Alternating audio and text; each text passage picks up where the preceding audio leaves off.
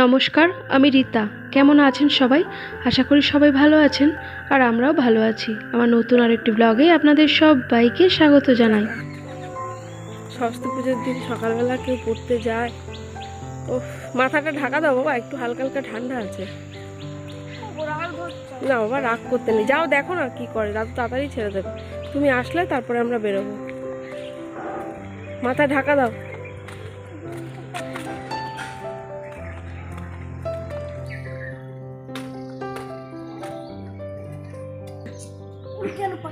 ওই তো, যা চলে যা,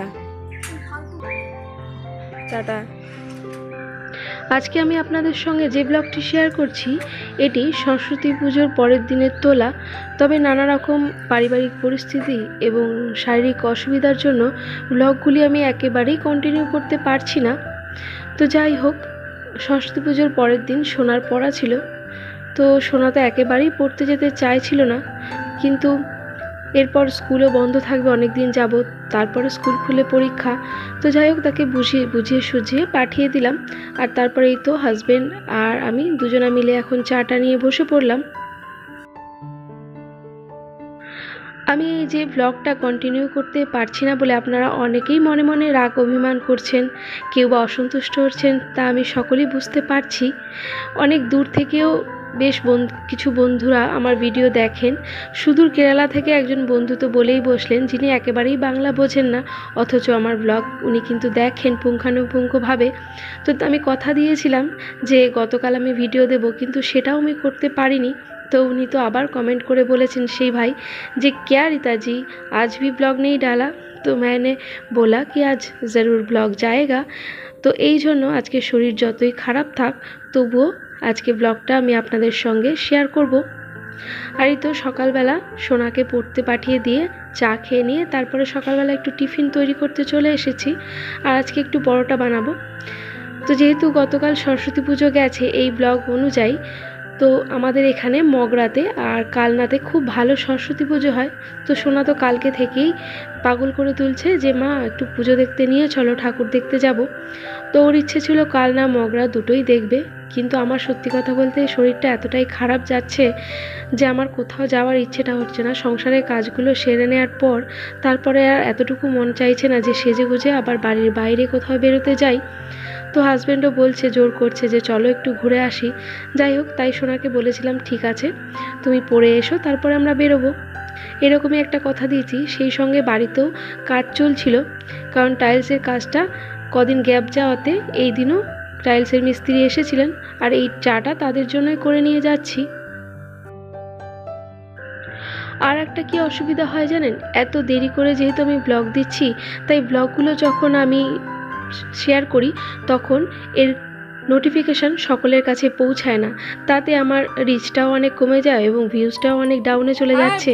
সেটা বেশ ভালো করে বুঝতে পারছি। ঠিক আছে, তুমি আগে নামো, তারপরে আমি কথা বলছি। কটা এনেছো তুই? একই কালার ছাড়া আর কোনো কালার পাও না?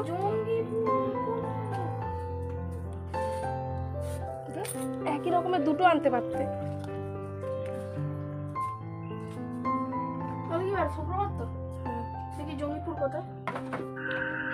আর হাজবেন্ড একটু বাইরে বেরিয়েছিল টোটো নিয়ে, তো আসার পথে দুটো জলের বোতল কিনে নিয়ে এসছে।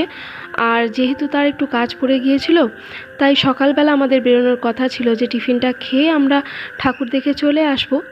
একদম আর বেলা করব না, কারণ আমার না বিকেলের দিকে মানে সন্ধ্যের পর আর কোথাও বেরোতে একদমই ভালো লাগে না। আর আমার শ্বশুর বাড়িতে সরস্বতী পুজোর পরের দিন গোটা সেদ্ধ খাওয়ার নিয়ম আছে, তো সেটাই এখানে হাজব্যান্ডকে রেডি করে দিচ্ছিলাম। ও বললো সকালের জলখাবারে মুড়ি আর তার সঙ্গে গোটা সেদ্ধটা খাবে। আর এই তো ওই খাবারটা হাজব্যান্ডকে দেওয়ার পর আমি এখানে পুজো দিতে চলে এসেছি, কারণ এখনও পর্যন্ত ঠিক আছে এটাই যে আমরা সকাল সকালই ঘুরে চলে আসব।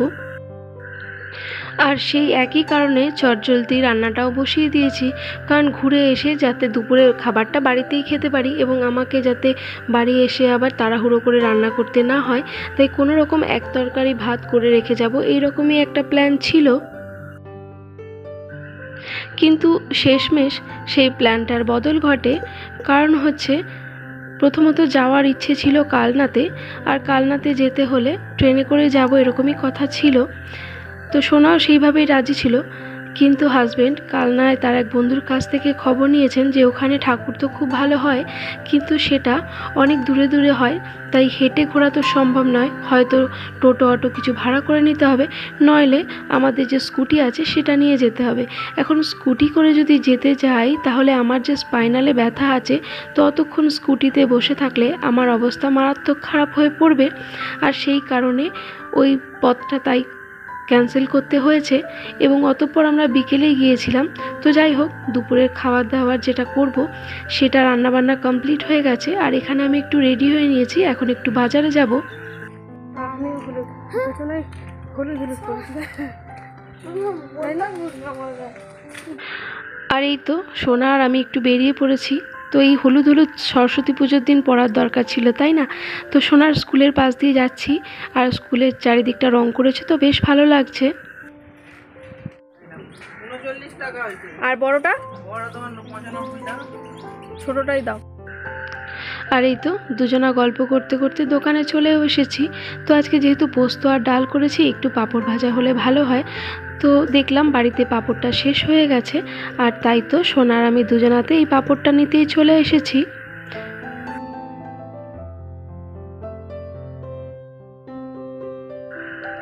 আর বাড়িতে এসে সকলকে খাবারটা দিয়ে দিয়েছি, আর এখানে নিজের খাবারটাও বেড়ে নিয়েছি। চলুন খাওয়া দাওয়াটা সেরে ফেলি। খাওয়া দাওয়া তো সেরে ফেলেছি, আর আমি তো সকাল থেকেই এক প্রকার রেডি হয়েই বসে আছি।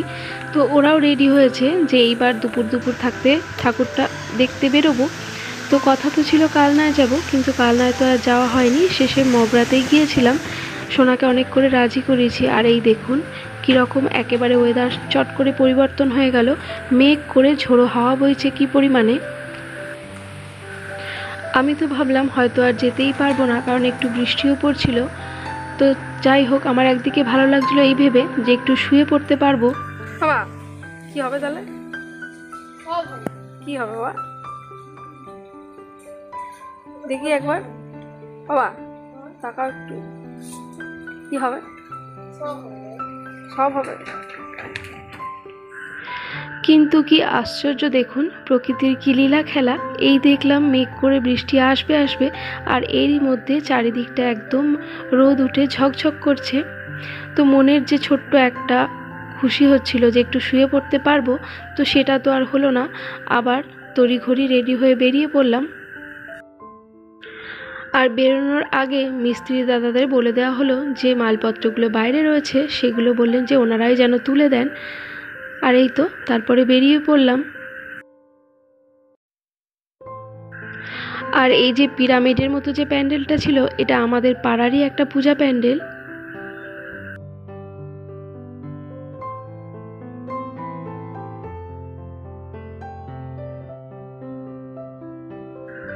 আর এই তো আপনাদের সঙ্গে গল্প করতে করতে মগরায় পৌঁছে গেছি। এখানে এক্সেবারকার এক প্যান্ডেল হয়, তো প্রচুর ঠাকুর সেদিনকে দেখেছি। তবে সবগুলো তো দেওয়া তো আর ভিডিওতে সম্ভব নয়, তাহলে ভিডিও অনেক বেশি লেন্দি হয়ে যাবে। তার মধ্যেই বেছে বেছে কয়েকটা প্যান্ডেল আপনাদের সঙ্গে শেয়ার করলাম। আর এইটুকু জায়গার মধ্যে এত প্যান্ডেল হয় এখানে, আর এত সুন্দর সুন্দর প্রতিমা হয় যে আমরা তো বেরিয়েছিলাম প্রায় 2:45 নাগাদ, কিন্তু বাড়ি ঢুকতে ঢুকতে বেজে গিয়েছিল রাত 9টা। দিনের আলো থাকতে বেরোলাম আর বাড়ি ঢুকলাম রাতের অন্ধকারে। আগে আগে কি করতাম জানেন, যখন এই সরস্বতী পূজাটি আসতো, শুধু পুজোর দিনটা বাদ দিয়ে তার নেক্সট দিন চলে আসতাম বাপের বাড়িতে। কারণ আমার বাপের বাড়ি তো ত্রিবেণীতে, কিন্তু মগরা তো ত্রিবেণী একেবারে কাছাকাছি। তো তাতে কি হতো, ওই সময় ওই কটা দিন মানে সরস্বতী পুজোর কটা দিন আমি বাপের বাড়িতেই থাকতাম। তাতে ওখান থেকে রাত করে হলেও ঠাকুর দেখে চট করে বাড়ি ঢুকতে পারতাম। আর একদিনে সবটা না দেখতে পারলেও অন্তত 2 দিনে পুরোটা কভার করে নিতাম। কিন্তু এখন তো সবটাই অতীত হয়ে গেছে, যেহেতু ওখানে আর কেউ নেই, তো তাতে করে ওখানে আর ভালো লাগে না যেতে, মনটা বড়ই খারাপ হয়ে যায়। তো সেসব দিন তো এখন স্মৃতি। আর এই যে প্যান্ডেল প্রতিমা দর্শন করার সাথে সাথে মাঝে মাঝে আমরা সকলে কিন্তু একটু সেলফিও তুলে নিচ্ছি।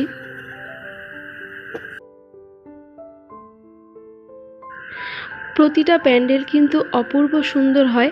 আর এই প্যান্ডেল তৈরির কাজ পুজোর প্রায় 1 মাস 2 মাস আগে থেকেই শুরু হয়ে যায়।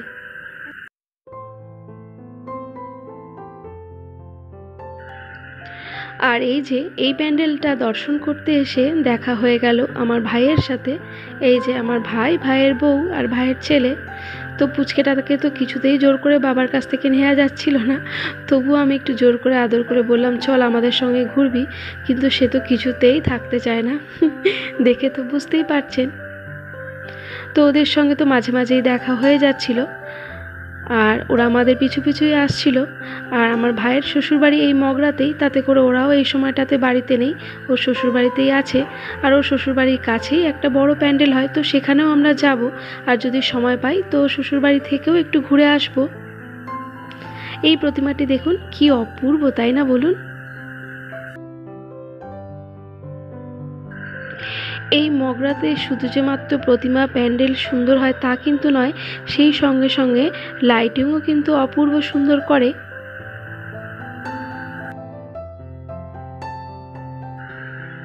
আর যেখানেই বড় বড় প্যান্ডেল সেখানে কিন্তু মেলাও বসে। আগে শুধুমাত্র একটি বা দুটি জায়গায় মেলা হতো, কিন্তু এখন বেশ কয়েকটি জায়গায় মেলা বসে। এখানে আরও একটা কথা বলে রাখি, আমি যখন ভয়েসটা দিচ্ছি তখন তো অনেকটা রাত, আর এই সময় চারিপাশে প্রচুর পরিমাণে ঝিঝি পোকা ডাকছে। যখন শীতকালটা ছিল তখন এই ঝিঝি পোকার ডাকটা বন্ধ ছিল, কিন্তু এখন যেহেতু বেশ গরম গরম পড়ে গেছে, তো সন্ধ্যের দিক থেকে এই ডাকটা এখন আপনারা শুনতেই পাবেন যদি আমি সন্ধ্যের পর ভয়েসটা দিই। তো সেই কারণে আমার এই ভয়েসের সঙ্গে ঝিঝি পোকার ডাকটাও অ্যাড হয়ে গেছে। তো জানি আপনাদের শুনতে হয়তো একটু অসুবিধা হবে, তো আপনারা একটু মানিয়ে নেবেন, কারণ এটা বন্ধ করার মতন কোনো শক্তিই আমার হাতে নেই।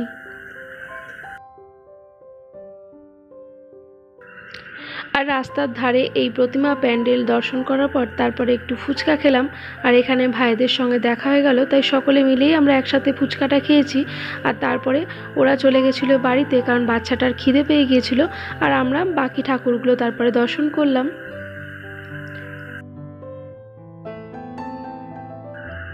তবে এই যে এতগুলি প্যান্ডেল দেখলাম, তার মধ্যে এই প্যান্ডেলটি আমার সবথেকে বেশি ভালো লেগেছে এই কারণে, এটা না তিব্বতে যেমন বৌদ্ধদের মঠের আদলে হয় না, ঠিক সেই ধরনের এই প্যান্ডেলটি করা হয়েছে। তো এটা ভীষণ ভালো লাগছিল। আর চারিপাশে কি সুন্দর ফুল দিয়ে সাজিয়েছে দেখুন। এই পর্যন্ত যারা আমার ব্লগটি দেখেছেন তাদের কাছে আমার অনুরোধ, আমার আজকের ব্লগটি আপনাদের কেমন লাগলো একটা কমেন্ট করে জানাবেন, ভালো লাগলে একটা লাইক করবেন। আর এই ধরনের ব্লগগুলি যদি আপনারা প্রতিনিয়ত দেখতে চান তাহলে চাইলে আমার চ্যানেলটি সাবস্ক্রাইবও করতে পারেন। আর যারা যারা তা অলরেডি করে ফেলেছেন তাদের অসংখ্য ধন্যবাদ। আর আজকে যদি সোনাকে নিয়ে ঠাকুর দেখাতে না আসতাম তাহলে সোনা কেঁদে একেবারে ভাসিয়ে দিত, তাই শারীরিক অসুস্থতাকে তুচ্ছ করে আজকে আসতেই হলো ছেলের বায়না মেটাতে। হাজবেন্ড তো বারবারই বলছিল যে একটু বিকেলের দিক করে চলো, তাহলে কি হবে এই প্যান্ডেলগুলোর যে সৌন্দর্যটা আরও বেড়ে যাবে যখন সন্ধ্যের পর লাইটিংগুলো জ্বলবে। কিন্তু সত্যি কথা বলতে আমার এখন আর বিকেলের দিকে একদমই বেরোতে ভালো লাগে না। সন্ধ্যের পর মনে হয় যেন ঘরের মধ্যে চার দেয়ালই সব থেকে বেশি আরামপ্রিয় জায়গা। আর তারপর এই দেখুন চলে এসেছি আর একটা প্যান্ডেলে। তো এখানে আসার পর সোনা বলল মা একটু টিফিন হলে ভালো হয়, তো ওর চাইছিল একটা রোল খেতে, তাই ওর জন্য একটা রোল নেওয়া হলো।